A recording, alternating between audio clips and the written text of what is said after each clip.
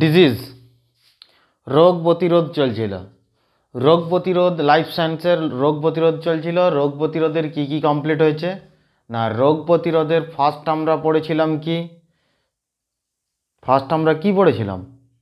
Protozoa ঘটিত রোগ, মানে যেগুলো ট্রান্সপারেন্ট ডিজিজ, প্রোটোজোয়া ঘটিত রোগ, ফাঙ্গাস ঘটিত রোগ, ব্যাকটেরিয়া ঘটিত রোগ, তার ভাইরাস ঘটিত রোগ, এগুলো আমাদের কমপ্লিট হয়ে গেছে। প্রত্যেকটা ফাঙ্গাস, ভাইরাস, ব্যাকটেরিয়া, এদের নাম, প্রত্যেকটা রোগ এবং তাদের নাম, তাদের বাহকের নাম আমরা পড়েছি। এরপরে আমরা রোগ আমাদের ঘটছিল, এখানে কি চলছিল? রোগগুলো জানার জন্য কি রোগ, তো রোগ আমাদের যে প্রকারগুলো আমরা পড়েছিলাম, রোগের যে ডিজিজের যে প্রকারগুলো পড়েছিলাম, একটা জেনেটিক মানে বংশগত রোগ, যেগুলো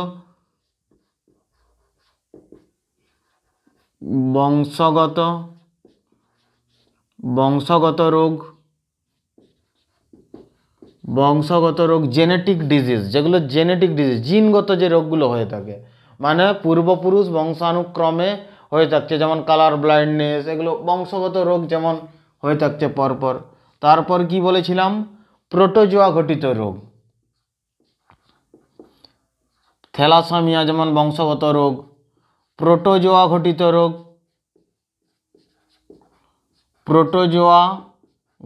রোগ, ছত্রাক ঘটিত রোগ, তারপরে ব্যাকটেরিয়া ঘটিত রোগ, মানে জীবাণু ঘটিত যেগুলো,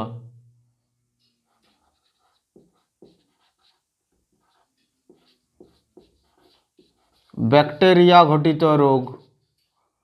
তারপরে কি বলেছিলাম? ভাইরাস ঘটিত রোগ,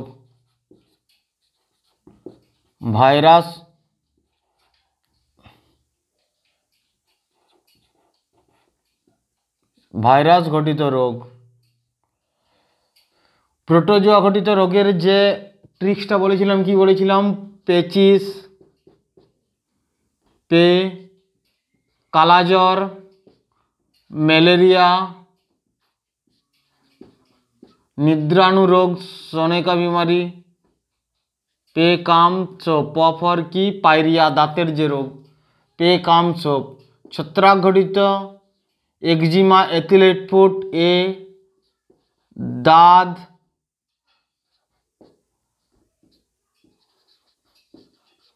খাগ, ব্যাকটেরিয়া ঘটিত রোগ। ব্যাকটেরিয়া ঘটিত রোগের মধ্যে কি কি পড়ছে? না, ব্যাকটেরিয়া ডিপসিটিকা কুটনি হু,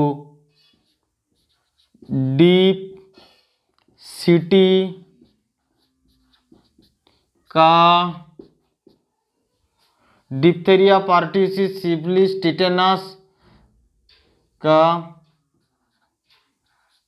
कॉलेरा, कुष्ठ, टीबी, নিউমোনিয়া,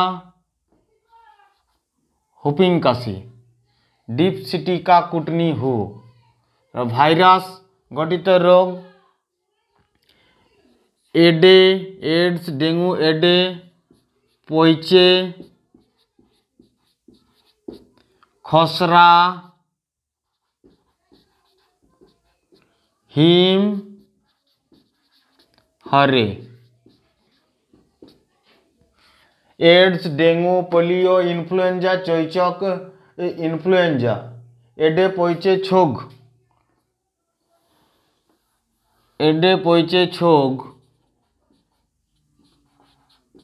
खसरा, हिम हरे,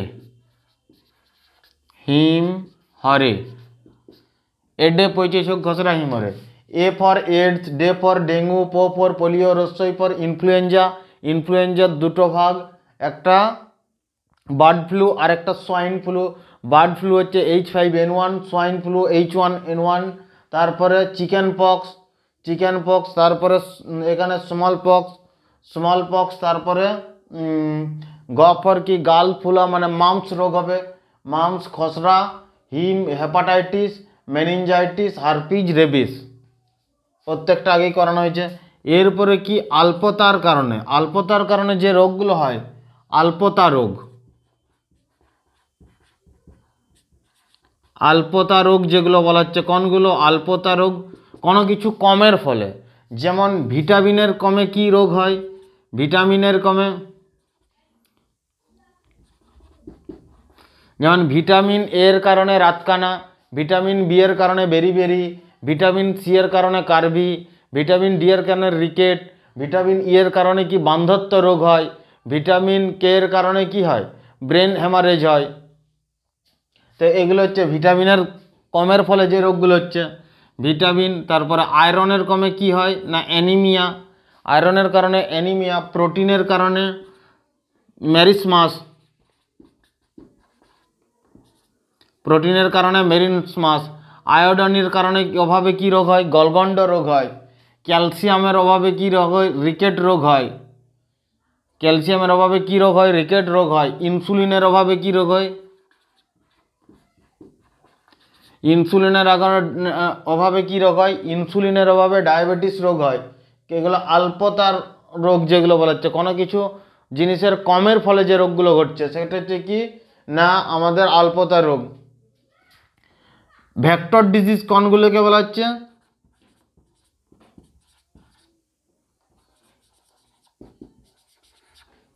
ভেক্টর ডিজিজ, ভেক্টর ডিজিজ যেমন যেগুলো মশা মাছি বাহিত যেগুলো রোগ, যেমন মশা মাছি বাহিত রোগ যেমন কালাজ্বর, তারপরে ম্যালেরিয়া, কালাজ্বর, ম্যালেরিয়া, কালাজ্বর, ডেঙ্গু, এগুলো হচ্ছে কি কলেরা, এগুলো মশা মাছি বাহিত রোগ। এগুলো হচ্ছে কি ভেক্টর ডিজিজ। ভেক্টর ডিজিজ এগুলো হচ্ছে কি ভেক্টর ডিজিজ। এরপরে আরেক ধরনের রোগ আমরা পড়ে থাকবো কি না ক্যান্সার রোগ। লেখা হয়ে গেছে, এগুলো সব তো লেখা আছে।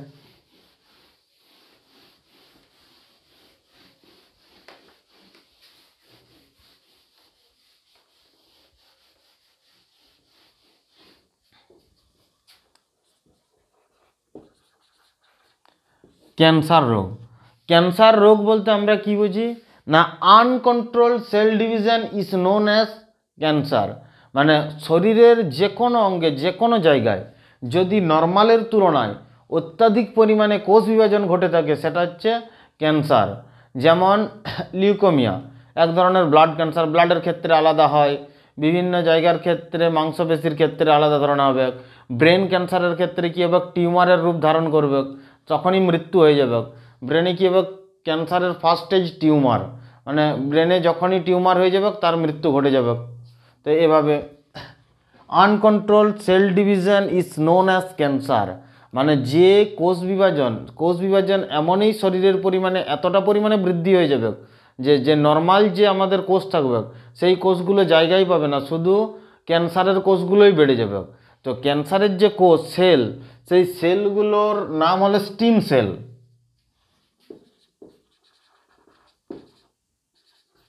স্টিম সেল ক্যান্সারের জন্য দায়ী কোন কোষ না স্টিম সেল। স্টিম সেল দায়ী। তো স্টিম সেল দায়ী। স্টিম সেল দেখতে অনেকটা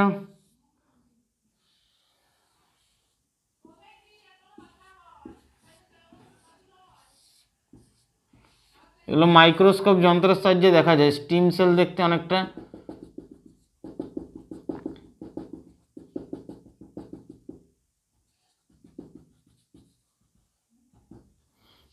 এরকম টাইপের হয় স্টিম সেল।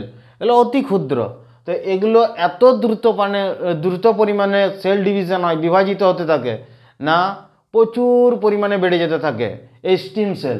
আর এই স্টিম সেল কারোর শরীরে যখনই অত্যাধিক পরিমাণে বেড়ে যাচ্ছে সেটা হচ্ছে ক্যান্সার। আর যখনই বেড়ে যাবে এগুলোকে মারার জন্য আমরা কি ব্যবহার করি না রে ব্যবহার করি। কোন রে না গামা রে ব্যবহার করা হয়। এই স্টিম সেলকে মারার জন্য কি রে ব্যবহার করা হয়? গামা রে ব্যবহার করা হয়। গামা রে ব্যবহার করা হয়।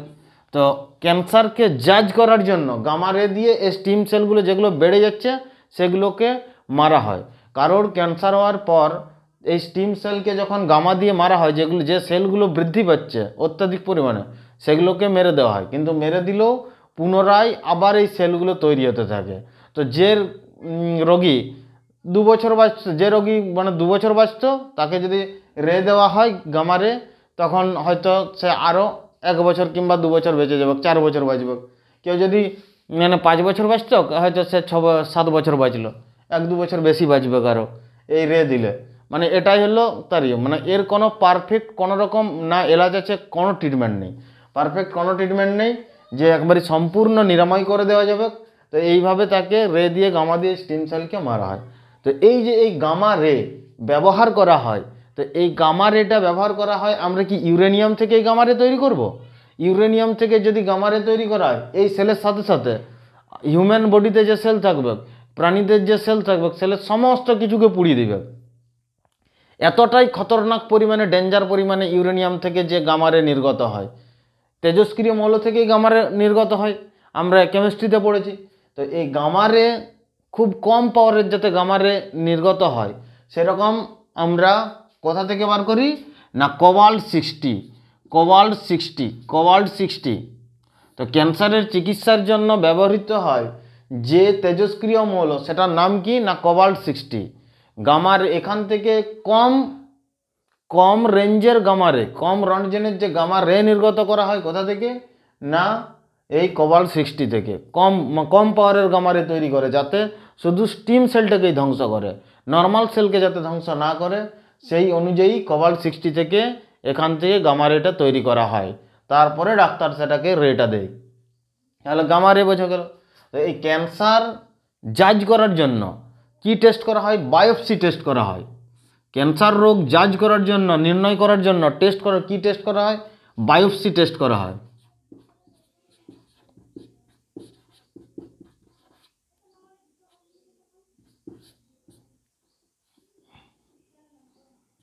বায়োপসি টেস্ট করা হয়।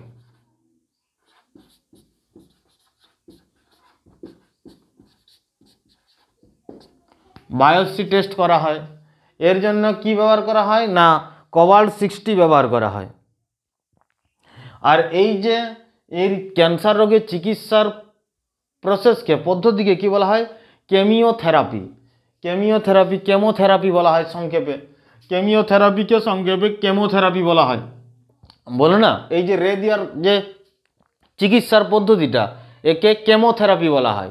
এই কেমো দিয়েছে কোনো রোগীকে, তার মানে কি সেটা একটা রোগের প্রসেস, পদ্ধতি, কেমোথেরাপি।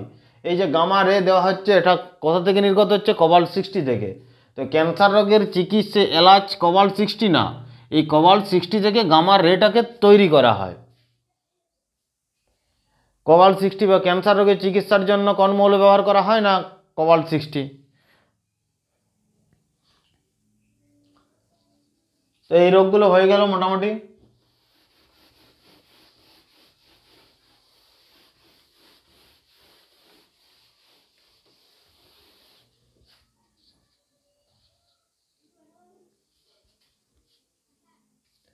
এরপরে যে আমাদের ঔষধের যে প্রকারভেদ, ড্রাগস, ঔষধের যে প্রকারভেদ, সেগুলো হলো কি না ঔষধের প্রকারভেদ হলো এক নাম্বার হচ্ছে কি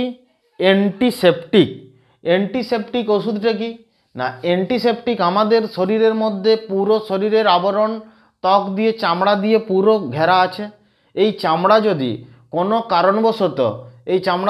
কারণবশত, যদি কেটে যায়, তাহলেই বাইরে থেকে যে ছত্রাক জীবাণু আসে তাহলে এখানে এন্ট্রি করবে, নচেত আমাদের চামড়া সেগুলোকে আটকে রেখে দিচ্ছে। তাহলে এই যে কোনো জায়গা কাটার আগে, ধরো কোনো জায়গা কেটে গেল, সেই জায়গা দিয়ে প্রবেশ করার আগে, মানে আশাপাশি তো প্রচুর ব্যাকটেরিয়া, ভাইরাস, ছত্রাক চারিদিকে ঘুরে বেড়াচ্ছে, আমরা খালি চোখে দেখতে পাচ্ছি না। তো এই চামড়ার উপরে আমাদের আটকে রেখেছে যাতে আমাদের শরীরে প্রবেশ না করতে পারে। হঠাৎ ধরো কোনো কারণবশত কেটে গেল, এই জায়গায় কেটে যাওয়ার পর কি হবে না সেই ভাইরাস, ব্যাকটেরিয়া, ছত্রাক এই পাশাপাশি যেগুলো আছে সব ঢুকে যেতে চাইবে শরীরের মধ্যে, সেই কাটা অংশের মধ্য দিয়ে, তারপরে শরীরে ঢুকে আমাদের শরীরে রোগ সৃষ্টি করে দেবে। তো এগুলো যাতে ঢুকতে না পারে, সেই কারণে এই জায়গার মধ্যে বাইরে থেকে এই জীবাণুগুলোকে সমস্ত কিছু ধ্বংস করার জন্য যে টাইপের আমরা ব্যবহার করি, যে ওষুধ ব্যবহার করে থাকছি, সেগুলোকে অ্যান্টিসেপটিক বলা হচ্ছে। যেমন ডেটল হচ্ছে একটা অ্যান্টিসেপটিক টাইপের ওষুধ, ডেটল জল দিয়ে দেখবে পুরো ধুয়ে দেয়, মানে পাশাপাশি যা জীবাণু আছে সব ধ্বংস করে দিল। স্যানিটাইজার হচ্ছে অ্যান্টিসেপটিক, এগুলো হচ্ছে কি অ্যান্টিসেপটিক। স্যাভলন অ্যান্টিসেপটিক, এগুলো সব অ্যান্টিসেপটিক। ডেটল, স্যানিটাইজার, স্যাভলন এগুলো সব হচ্ছে কি অ্যান্টিসেপটিক।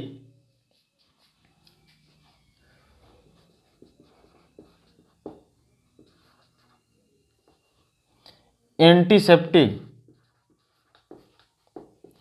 অ্যান্টিসেপটিক টাইপের ওষুধ। এরা কি করছে না, অ্যান্টিসেপটিক টাইপের ওষুধ জীবাণুনাশক হিসাবে কাজ করছে, জীবাণুগুলোকে মেরে দিচ্ছে, জীবাণু ধ্বংসকারী হিসাবে কাজ করছে, জীবাণু ধ্বংসকারী হিসাবে কাজ করছে।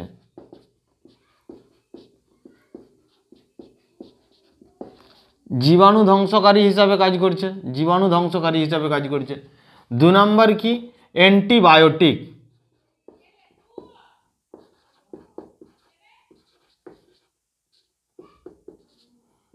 অ্যান্টিবায়োটিক কি করে না, এই যে কাটা, ধরো এখানে নর্মাল চামড়ার উপরে আছে, এই চামড়ার আশেপাশে বাইরের সমস্ত জীবাণুকে ধ্বংস করছে কে না অ্যান্টিসেপটিক টাইপ ডেটল। আর যদি কোনো কারণবশত কাটা গেল, তারপরে শরীরের মধ্যে জীবাণু প্রবেশ করে গেল, প্রবেশ করে যাওয়ার পর আমাদের রোগ সৃষ্টি হয়ে গেল, এই যে প্রবেশ করে যাওয়ার পর যে রোগ সৃষ্টি হয়ে যাবে, তাহলে ভিতর থেকে যেগুলো আমাদের রক্তের ভিতরের মধ্যে যেগুলো আছে জীবাণু, তাদেরকে যে ধ্বংস করবে, সেটা কি করে করবে না অ্যান্টিবায়োটিক তখন ওষুধ দেওয়া হবে। অ্যান্টিবায়োটিক মানে রোগনাশক, রোগকে ধ্বংস করবে কে অ্যান্টিবায়োটিক, রোগনাশক। ভিতরে যদি কোনো রকম প্রবেশ করে যায় রোগ জীবাণু, তখন আমাদের রোগ সৃষ্টি হবে। তো এই রোগকে ধ্বংস করার জন্য আমাদের কি ব্যবহার করা হয় না অ্যান্টিবায়োটিক। অ্যান্টিবায়োটিক হচ্ছে কি রোগনাশক।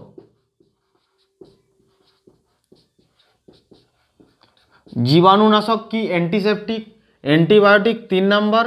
যদি আমাদের জ্বর চলে আসে তখন সেই ক্ষেত্রে কি হবে না অ্যান্টিপাইরেটিক।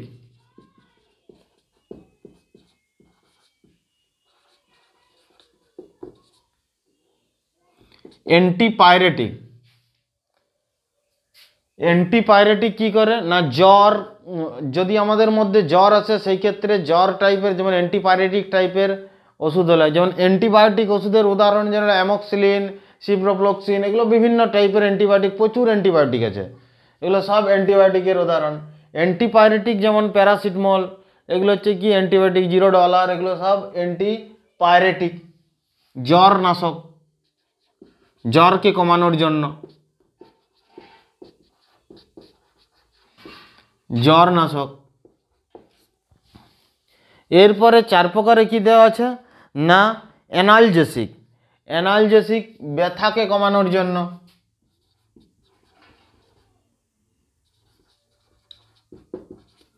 অ্যানালজেসিক ব্যথানাশক।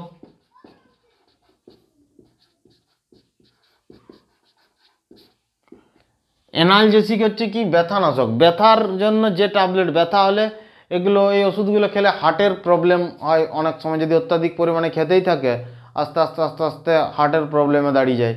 তো এই অ্যানালজেসিক টাইপের ব্যথার যে ওষুধ খাওয়া হয়, তো এগুলো হচ্ছে কি আমাদের ব্যথা নিরাময় করার জন্য পেনিসিলিন টাইপের যে ওষুধগুলো দেওয়া হয় ব্যথানাশক, পেনিসিলিন আর এগুলো দেওয়া হচ্ছে কি ব্যথানাশক ওষুধ, অ্যানালজেসিক টাইপের। এগুলো অনেক ধরনের ড্রাগ। তো এই ওষুধ বিভিন্ন টাইপের যে রোগ আছে ডাক্তার সেই হিসাবেই তখন ব্যবহার করে থাকে অ্যানালজেসিক। তারপরে অ্যান্টিফার্টিলিটি।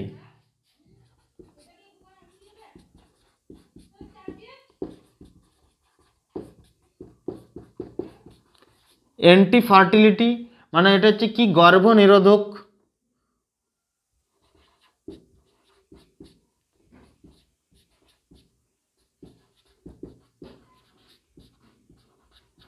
গর্ভনিরোধক টাইপ ওষুধ যেগুলো ব্যবহার করা হয় এগুলো বলা হচ্ছে কি অ্যান্টিফার্টিলিটি। অ্যান্টিফার্টিলিটি গর্ভনিরোধক টাইপের যে ওষুধ ব্যবহার করা হয় এগুলো কি অ্যান্টিফার্টিলিটি। অ্যান্টিফার্টিলিটি টাইপের ওষুধ, গর্ভনিরোধক টাইপের যে ওষুধগুলো ব্যবহার করা হয় এগুলো হচ্ছে কি অ্যান্টিফার্টিলিটি। আর একটা হচ্ছে কি অ্যানালজেসিক।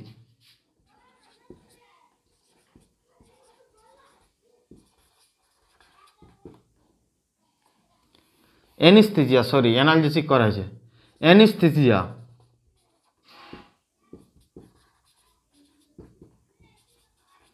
অ্যানেস্থেসিয়া, অ্যানেস্থেসিয়াতে কি না এটাকে অজ্ঞান করার জন্য ব্যবহার করা হয়, বেহোশ করার জন্য অথবা অজ্ঞান করার জন্য।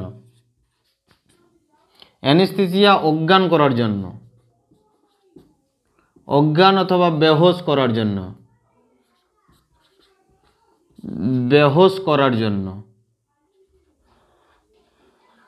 অজ্ঞান অথবা বেহোশ করার জন্য কি ব্যবহার করা হয় না অ্যানেস্থেসিয়া। তো এই যে অজ্ঞান অথবা বেহোশ করার জন্য যে ওষুধ ব্যবহার হয় যেমন ক্লোরোফর্ম, ইথার, এগুলো সব কি ব্যবহার করা হয় লোকাল অ্যানেস্থেসিয়া, যেমন ক্লোরোফর্ম, ক্লোরোফর্ম, ক্লোরোফর্মে কি হয় না পার্মানেন্ট একবারই সম্পূর্ণ পুরো শরীর মানে একবারই অজ্ঞান করে দিবে, পুরো অজ্ঞান করে দিবে। ইথার, ইথারও পুরো অজ্ঞান করে দেবে। আর এক ধরনের হয় কি না লোকাল অ্যানাস্থেসিয়া,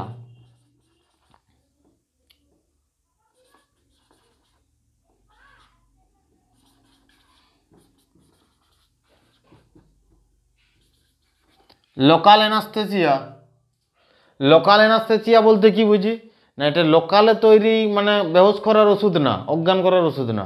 এটা হচ্ছে কি লোকাল অ্যানাস্থেসিয়া না কোনো একটা পার্টিকুলার অঙ্গকে, কোনো একটা পার্টিকুলার অঙ্গকে যদি অবশ করে দেওয়া হয় সেখান থেকে কোনো রকম সিগন্যাল যাতে ব্রেনকে না যায়, সেই অবশ করে দেওয়ার পদ্ধতিটাকে কি বলা হচ্ছে লোকাল অ্যানাস্থেসিয়া। তো এই লোকাল অ্যানাস্থেসিয়া বলতে কি কোকেন, কোকেন দেওয়ার জন্য, কোকেনটা হচ্ছে কি একটা লোকাল অ্যানাস্থেসিয়া। এখন কোনো কিছু একটা দাঁত তোলার জন্য কি পুরো অজ্ঞান করে দেবে, তো এই জায়গায় দেখবে দাঁতের এই আশাপাশি উপরের যে পাশাপাশি জায়গায় দু চারটে ইঞ্জেকশানে করে দিবে কোকেন ইঞ্জেকশন, মানে ওই জায়গাটা পুরো অবশ করে দিল যাতে ব্যথা না অনুভব করা যায়। তাহলে ওই ইঞ্জেকশন করার পরে দাঁতটা তুলে দিল। ছোটোখাটো কোনো অপারেশন হলো সেই জায়গায় কি না লোকাল অ্যানাস্থেসিয়া সেই অঙ্গটাকে মানে ইঞ্জেকশন দিয়ে তারপরে সেই অপারেশনটা করে দিল। ঘাড়ের এই জায়গায় যদি ইঞ্জেকশন দিয়ে পুরো নিচের দিকটাকে মানে ইয়ে করে দিয়ে আমাদের ব্রেন সাথেই থাকলে হচ্ছে, অজ্ঞান না করলেও এখানে কোনো বড় সড়ো অপারেশন হলো তখন সেই জায়গাতেও লোকাল অ্যানাস্থেসিয়া ব্যবহার করে দেবে। তো এগুলো হচ্ছে কি আমাদের ঔষধের প্রকারভেদ, একটা অ্যান্টিসেপটিক, অ্যান্টিবায়োটিক, অ্যান্টিপাইরেটিক, অ্যানালজেসিক, অ্যান্টিফার্টিলিটি আর একটা অ্যানাস্থেসিয়া। এই যে 5 প্রকারের আমাদের ঔষধ ব্যবহার করছি। তো এগুলো হচ্ছে কি এর মধ্যে অনেক টাইপের ওষুধ পড়ে যাবে, এগুলো আমরা বেসিক জায়গাগুলোর থেকে মানে ন্যূনতম একটা ছোট জায়গা থেকে আমরা করছি। এরপর আস্তে আস্তে আস্তে আস্তে আরও এর প্রচুর ডিপলি প্রচুর আছে, অনেক ধরনের ভাগ আছে ড্রাগস নিয়ে। লেখা হয়ে গেছে।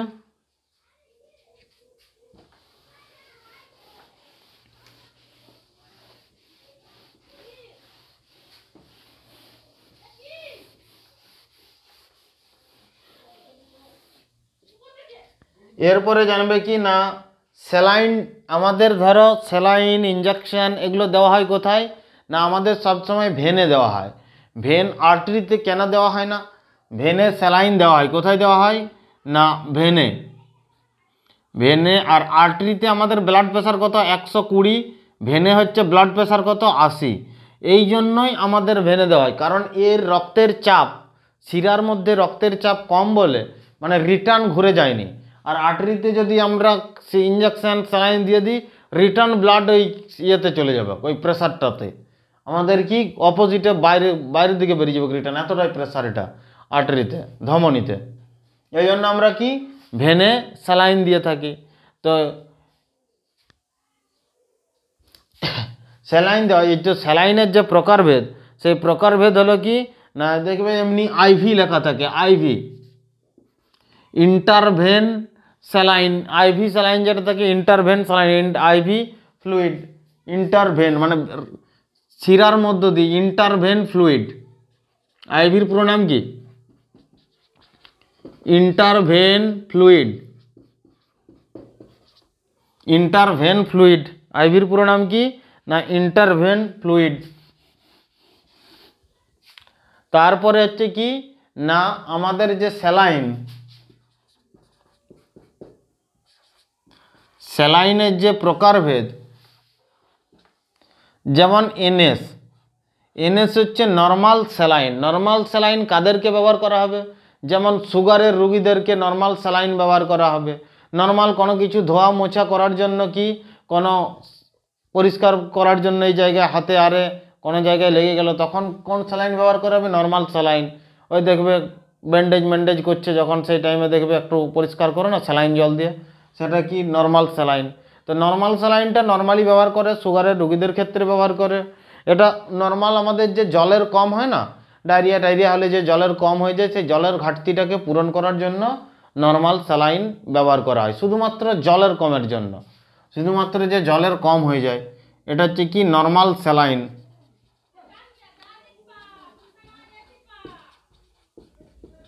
Normal saline.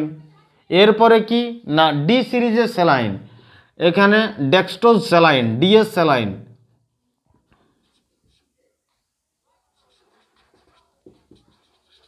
Dextrose saline. Dextrose স্যালাইনটা কি না এখানে ডেক্সট্রোজ স্যালাইন, স্যালাইনের বোতলের গায়ে এরকম লেখা থাকবে D5, D10, D15 এরকম ডেক্সট্রোজ। ডেক্সট্রোজটা বলতে কি বোঝা যাচ্ছে? যেমন গ্লুকোজ, ফ্রুক্টোজ, সুক্রোজ এগুলো কি কার্বোহাইড্রেট জাতীয়। তো এই কার্বোহাইড্রেট জাতীয় স্যালাইন সুগারের রুগীকে দেওয়া যাবে কি? যাবে না। তো এটা হচ্ছে কি কারোর যখন দেখবে নর্মাল জলের কম আছে প্লাস আমাদের গ্লুকোজ মানে কার্বোহাইড্রেটের পরিমাণও কম আছে, তখন তাকে কি ডি সিরিজের স্যালাইন দিতে হবে। যার যেমন পরিমাণে কম থাকবে D5, আরও একটু যদি আমাদের কার্বোহাইড্রেটের পরিমাণ প্রয়োজন তখন D10, আরও বেশি প্রয়োজন হলে D15। তো এই সিরিজের স্যালাইন ব্যবহার করা হবে। সেরকম কি D5, D10, D15 এই সিরিজের ডি সিরিজের স্যালাইন ব্যবহার করা হবে। মানে এগুলো কি কার্বোহাইড্রেট প্লাস জল দুটোরই ঘাটতি পূরণ করবে। ডি সিরিজের স্যালাইন কার্বোহাইড্রেট প্লাস জল দুটোরই ঘাটতি পূরণ করবে। কোন স্যালাইন? না এই ডি সিরিজের স্যালাইন দুটো ঘাটতিই পূরণ করবে। তো এখানে কি normal dextrose saline, normal saline আর প্লাস এনএস আর dextrose saline, normal saline plus dextrose saline DNS, dextrose normal saline, মানে দুটোকে একসঙ্গে যদি আমরা জুড়ে দিই dextrose saline plus normal saline, তো দুটোকে জুড়ে দিলে কি হয়ে যাবে? এটা যেমন আমাদের কার্বোহাইড্রেটের পরিমাণ, সরি জল না, কার্বোহাইড্রেটের পরিমাণ ডেক্সট্রোজ স্যালাইন আমাদের ঘাটতি পূরণ করবে। আর এখানে কি ডিএনএস দু ধরনেরই ঘাটতি পূরণ করবে। কার্বোহাইড্রেট প্লাস জল আর কার্বোহাইড্রেট দুটোরই ঘাটতি পূরণ করবে কে? ডেক্সট্রোজ নর্মাল স্যালাইন দুটোর ঘাটতিই পূরণ করবে ডেক্সট্রোজ নর্মাল। তারপরে কি আরএল স্যালাইন, একটা ভাগ আছে কি RL ringer lactate, RL ringer lactate.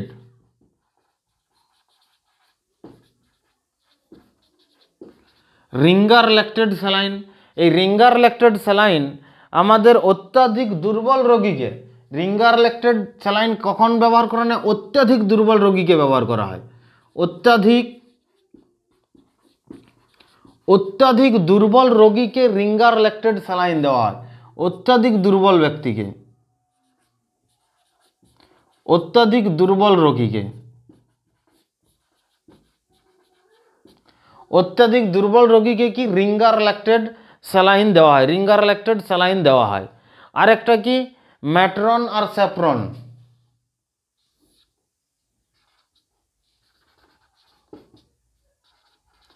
Matron, matron অথবা স্যাফরন যে স্যালাইন এগুলো কখন ব্যবহার করা হয়? না অপারেশনের পর ব্যবহার করা হয়। ম্যাট্রন অথবা স্যাফরন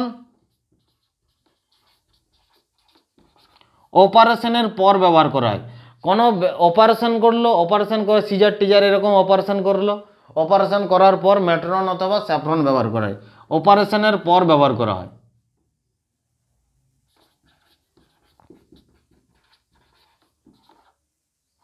অপারেশন এর পর ব্যবহার করা হয়।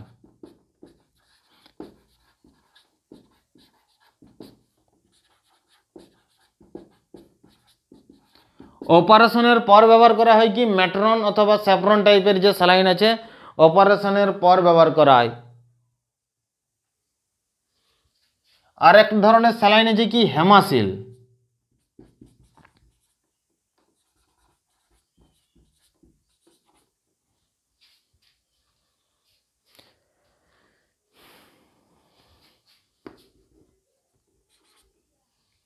হেমাসিল স্যালাইন কখন ব্যবহার করে হয়? না এটা মানে কিছু কিছু এক্সেপশনাল পারপাস ক্ষেত্রে ব্যবহার করা হয়। এটা মানে কি অত্যাধিক মানে হাইলি রিয়েক্টিভ, এটা হচ্ছে কি হাইলি রিয়েক্টিভ। ডাক্তার যদি কাউকে দেয়, এটা সবার দ্বারা সবার শ্যুট হয় না, শ্যুট যদি না হয় তখন রোগী কাঁপতে থাকে। সেই কারণে ডাক্তার যখন হেমাসিল স্যালাইন দেয় না, স্যালাইন দেওয়ার পর ওখানে ডাক্তার কাছে দাঁড়িয়ে থাকবে, দেখছে রুগীটা কাঁপছে কি না। যদি দেখে কোনো রকম সাইড এফেক্ট দেখা যাচ্ছে, সঙ্গে সঙ্গে বন্ধ করে দেবে, সঙ্গে সঙ্গে খুলে নেবে স্যালাইনটা। তো হেমাসিল মানে এটা হাইলি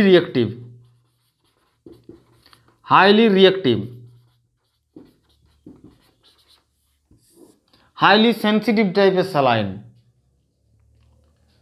তো এগুলো হয়ে গেল কি আমাদের রোগ প্রতিরোধ। এগুলো আমাদের রোগীকে যদি দিয়ে যায়, রোগী কেঁপে উঠবে, হেমাসিল স্যালাইন কাঁপুনি ধরে যাবে।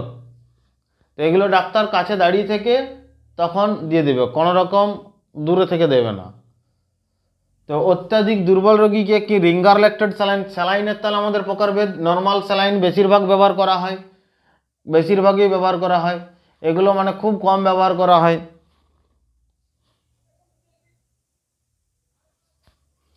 খুব কম ব্যবহার করে। ডিএস মানে এগুলো কার্বোহাইড্রেটের পরিমাণ, এখানে dextrose saline, DNS dextrose normal saline, আর এর রিঙ্গার ল্যাক্টেড স্যালাইন অত্যাধিক দুর্বল রোগীকে ব্যবহার করা হয়। ম্যাট্রন স্যাফরন অপারেশনের পর ব্যবহার করা হয়। আর হেমাসিল হাইলি রিয়েক্টিভ স্যালাইন। তো এগুলো হচ্ছে আমাদের কি স্যালাইনের প্রকারভেদ।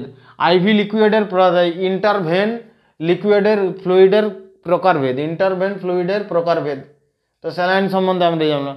রোগ প্রতিরোধ পুরো কমপ্লিটলি তোমাদের সিলেবাস অনুযায়ী কমপ্লিট হয়ে গেছে। তো রোগ প্রতিরোধ তোমাদের কমপ্লিট। এরপরে অন্য টপিকে আমরা আরও আলোচনা করব।